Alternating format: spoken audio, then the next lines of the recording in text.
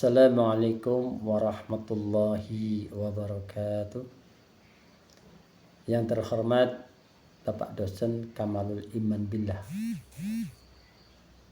dosen mata kuliah Inovasi Pengelolaan Lembaga Pendidikan Islam, serta teman-temanku sekalian yang berbahagia. Alhamdulillahirabbil alamin. Segala puji dan syukur senantiasa kita panjatkan ke hadirat Allah Subhanahu wa taala, Tuhan semesta alam, yang telah melimpahkan rahmat, taufik dan hidayahnya sehingga kita semua dapat mengerjakan tugas luas ini.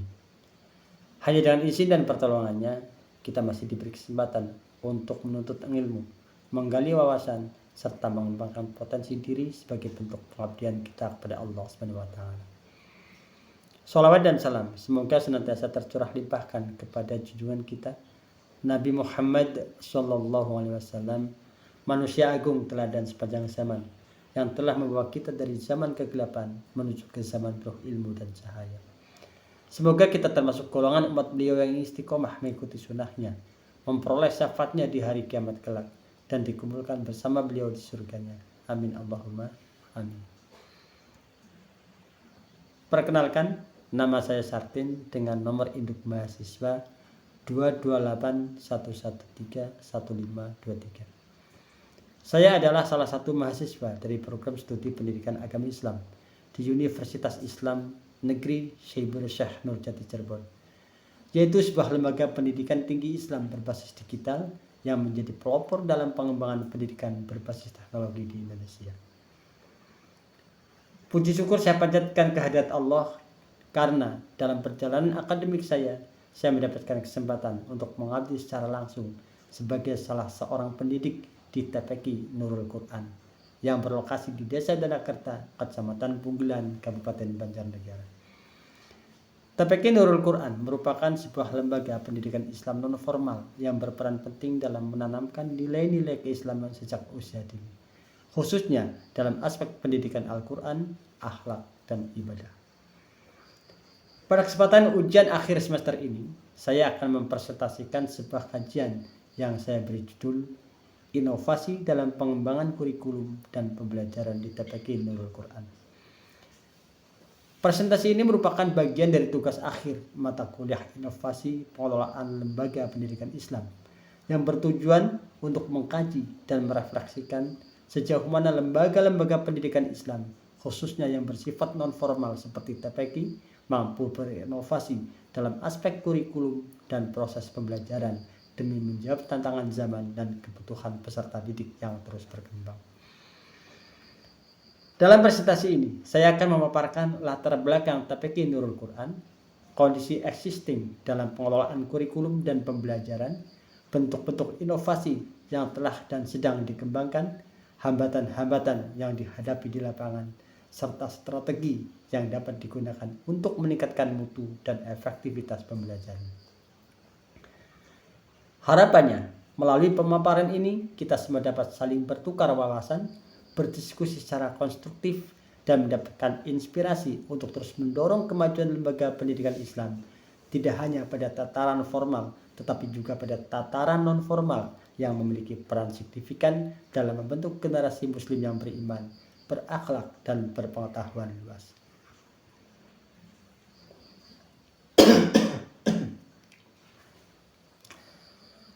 TPQ Nurul Quran adalah sebuah lembaga pendidikan Islam non-formal yang berfokus pada pengajaran Al-Quran dan nilai-nilai dasar keislaman bagi anak-anak.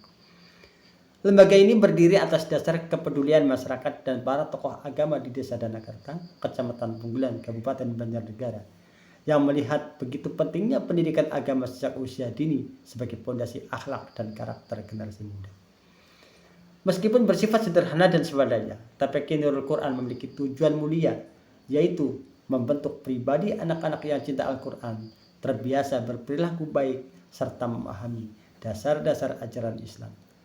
Peserta didik di TPQ ini berasal dari berbagai tingkatan usia, mulai dari anak-anak usia TK sampai dengan usia menengah pertama. Kehadiran TPQ ini sangat penting, terutama di tengah arus globalisasi yang membawa berbagai tantangan terhadap akhlak generasi muda.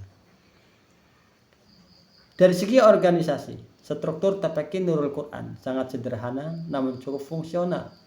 Susunan pengelolaan lembaga ini terdiri dari 1. Seorang ketua atau pengelola TPQ yang bertanggung jawab atas jalannya keseluruhan kegiatan dan pengembangan lembaga. 2. Seorang sekretaris dan bendahara yang mengelola administrasi, pencatatan, serta urusan keuangan yang bersifat internal. 3. Beberapa ustadz dan ustazah yang menjadi tenaga pengajar. Mereka sebagian besar adalah relawan dari masyarakat sekitar yang memiliki semangat pengabdian tinggi dan kepedulian terhadap pendidikan agama Islam. Kegiatan belajar mengajar dilaksanakan setiap sore hari, yaitu pada pukul 15.30 hingga 17 waktu Indonesia Barat. Frekuensi kegiatan adalah 4 kali dalam seminggu, biasanya pada hari Senin, Selasa, Rabu, dan Kamis.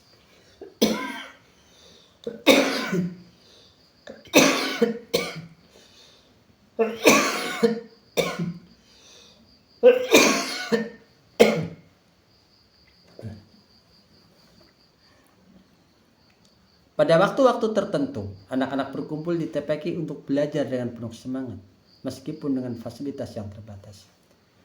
Adapun materi yang diajarkan meliputi beberapa komponen penting dalam pembelajaran dasar Islam, seperti pembelajaran membaca Iqra hingga Al-Quran, hafalan surat-surat pendek, hafalan doa-doa sehari-hari, materi dasar tentang fikih seperti tata cara wudhu dan sholat, akhlak mulia seperti adab kepada orang tua dan guru, serta pengelolaan ibadah sehari-hari.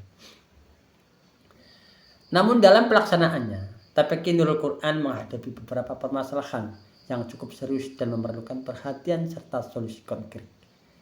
Berikut ini adalah beberapa permasalahan utama yang kami hadapi. 1. Materi pembelajaran yang masih bersifat konvensional. Kegiatan belajar masih sangat berfokus pada aspek hafalan dan membaca, terutama dalam hal membaca Iqra dan Al-Quran. Sayangnya, pemahaman mendalam terhadap isi ayat, makna doa, dan nilai akhlak seringkali belum mendapat porsi yang memadai. Hal ini membuat anak-anak hanya sekedar bisa membaca tanpa benar-benar memahami ajaran yang terkandung di dalamnya.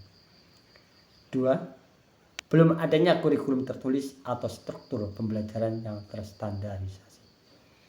Saat ini, setiap ustadz dan ustazah mengajar berdasarkan pengalaman pribadi, referensi masing-masing, atau materi yang menurut mereka sesuai.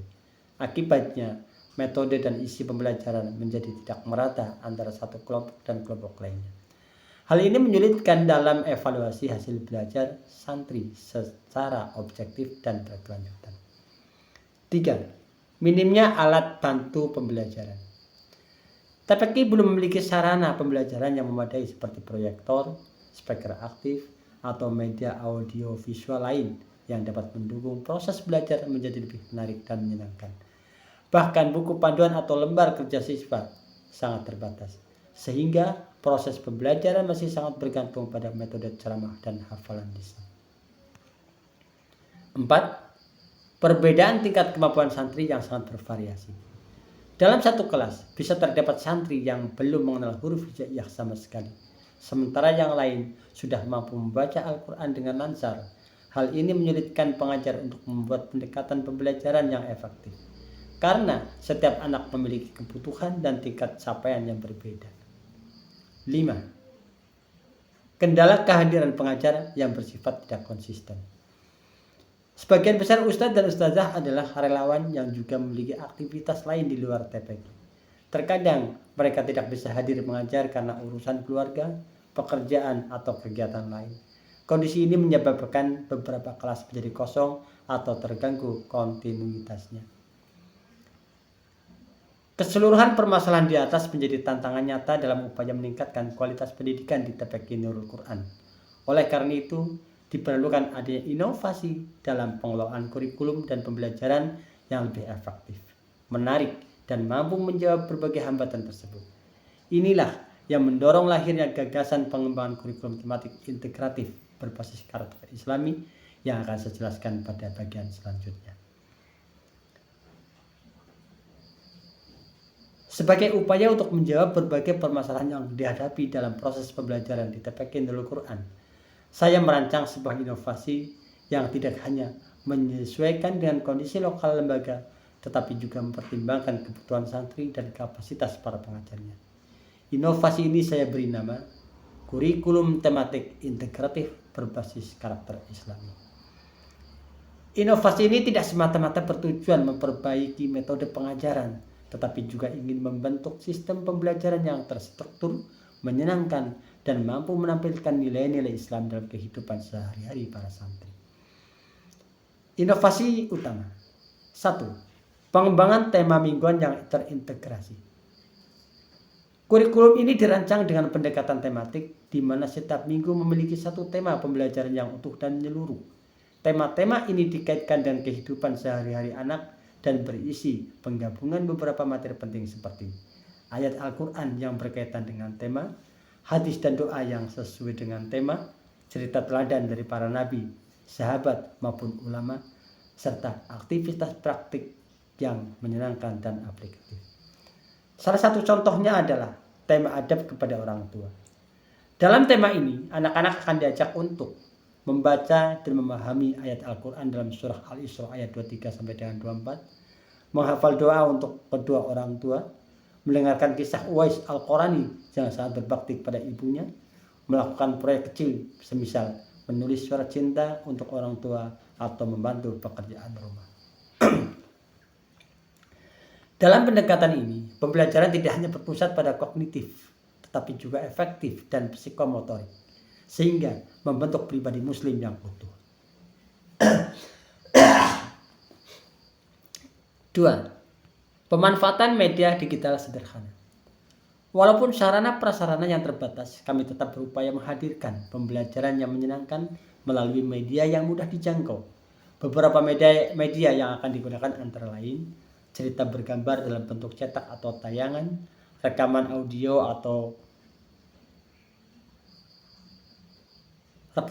doa atau surat pendek yang bisa didengar berulang-ulang di rumah, video pendek yang memuat kisah inspiratif atau adab Islami, gambar atau poster edukatif yang ditempel di ruang kelas atau majelis. Media ini tidak harus mahal atau canggih, yang penting adalah tepat guna dan relevan dengan usia anak-anak. 3. Metode pembelajaran partisipatif. Selain konten, pendekatan dalam penyampaian materi juga diubah menjadi lebih interaktif dan partisipatif. Santri diajak terlibat aktif dalam kegiatan seperti praktek sholat jamaah, simulasi wudhu dan adab masuk masjid, diskusi ringan dalam kelompok kecil, permainan edukatif Islami seperti kuis, teka-teki doa, atau drama pendek, menggambar atau mewarnai poster bertema Islam. Metode ini bertujuan agar anak tidak merasa bosan, lebih mudah memahami materi, dan pembelajaran menjadi bermakna serta menyenangkan. Tantangan yang dihadapi. Meskipun inovasi ini dirancang sebaik mungkin, tentu tidak lepas dari berbagai tantangan yang harus dihadapi di lapangan, antara lain 1. Belum semua ustadz dan ustazah memahami pendekatan tematik. Sebagian besar pengajar terbiasa dengan metode konvensional dan belum memiliki pengalaman dalam menyusun atau menerapkan tema pembelajaran yang terpadu. Diperlukan waktu dan pendampingan agar mereka dapat mengadopsi pendekatan baru ini. 2. Santri memiliki tingkat kemampuan yang berbeda-beda. Ada santri yang masih belajar mengenal huruf hijaiyah, namun ada pula yang sudah lancar membaca Al-Quran. Hal ini membuat proses belajar menjadi tidak seragam dan memerlukan diferensiasi pendekatan dalam kelas. 3. Jadwal belajar terbatas. Waktu belajar yang hanya 4 kali seminggu dan berdurasi 1,5 jam membuat proses pembelajaran harus benar-benar padat, efektif, dan terstruktur dengan baik. Hambatan di lapangan. Selain tantangan di atas, ada pula hambatan nyata yang menyulitkan implementasi inovasi ini, diantaranya adalah 1. Tidak ada pelatihan khusus untuk pengajar. Para ustadz dan ustazah belum pernah mendapatkan pelatihan resmi terkait pengelolaan kurikulum tematik atau strategi mengajar anak-anak. Akibatnya, ada kesenjangan antara rancangan ideal dan kenyataan di lapangan. 2. Minimnya keterlibatan orang tua. Beberapa orang tua masih menganggap bahwa pendidikan agama cukup diserahkan kepada TPQ. Padahal Keterlibatan mereka sangat penting, terutama dalam memperkuat pembiasaan ibadah dan akhlak di rumah. 3. Fasilitas belajar sangat terbatas. Tanpa proyektor, speaker, atau bahkan lembar kerja yang cukup, pembelajaran harus berlangsung secara manual. Ini menuntut kreativitas ekstra dari pengajar agar kegiatan tetap menarik dan bermakna. Solusi yang dirancang. Sebagai upaya mengatasi tantangan dan hambatan tersebut, saya mengusulkan beberapa langkah strategis yang dapat dilakukan secara bertahap dan realistis. Pertama, pelatihan mini untuk pengajar. Pelatihan ini diadakan setiap bulan atau 2 bulan sekali. Pelatihan singkat ini berisi pengenalan kurikulum tematik, strategi mengajar menyenangkan, teknik bercerita, serta manajemen kelas. Pelatihan ini dapat dipandu oleh relawan guru, mahasiswa PAI, atau narasumber-narasumber lainnya. 2. Penyusunan modul tematik mingguan. Setiap tema akan dibuatkan modul sederhana berisi ayat, hadis, kisah, dan aktivitas. Modul ini harus praktis, fleksibel, dan mudah digunakan oleh ustadz dan ustazah. Bisa juga disusun dalam bentuk lembar 1 minggu 1 tema. 3. Optimalisasi alat bantu manual. Meskipun tidak ada teknologi canggih, papan tulis, gambar tempel, atau kartu hafalan, dan alat peraga buatan tangan bisa sangat membantu jika digunakan secara kreatif. Hal ini memperkuat kesan visual dan memperkaya suasana belajar.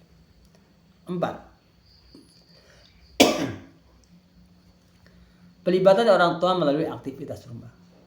Setiap pekan, santri akan membawa lembar kertas aktivitas rumah yang berisi tugas ringan bersama orang tua, seperti membaca doa bersama, membuat prakarya Islami, atau menuliskan satu kebaikan yang telah dilakukan.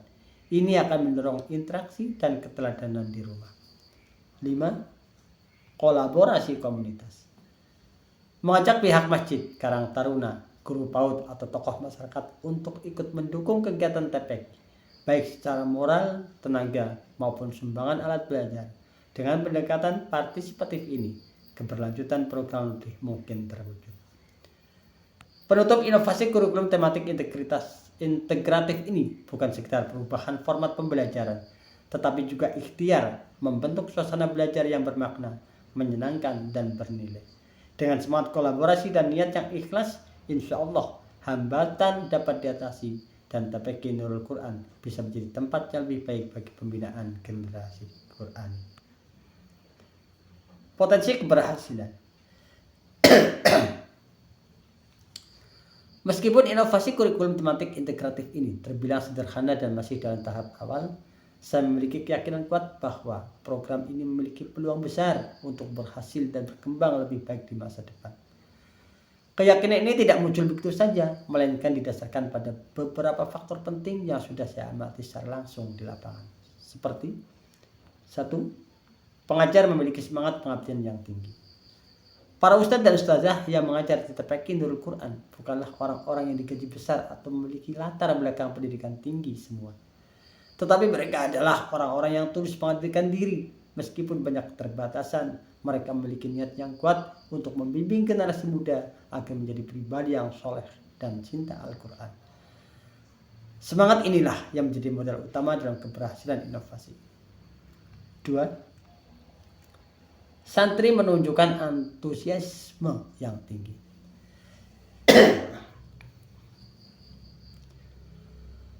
Anak-anak yang belajar di TPQ menunjukkan semangat belajar yang luar biasa. Mereka antusias ketika diajak bermain sambil belajar, mendengarkan cerita, menonton video Islami, atau mengikuti aktivitas kelompok. Hal ini menjadi motivasi tersendiri bagi anak-anak siap menerima metode pembelajaran yang lebih inovatif dan menyenangkan.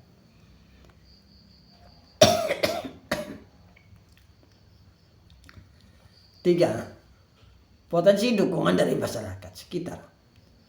Masyarakat di desa Danakerta masih menjunjung tinggi nilai-nilai gotong royong dan kebersamaan.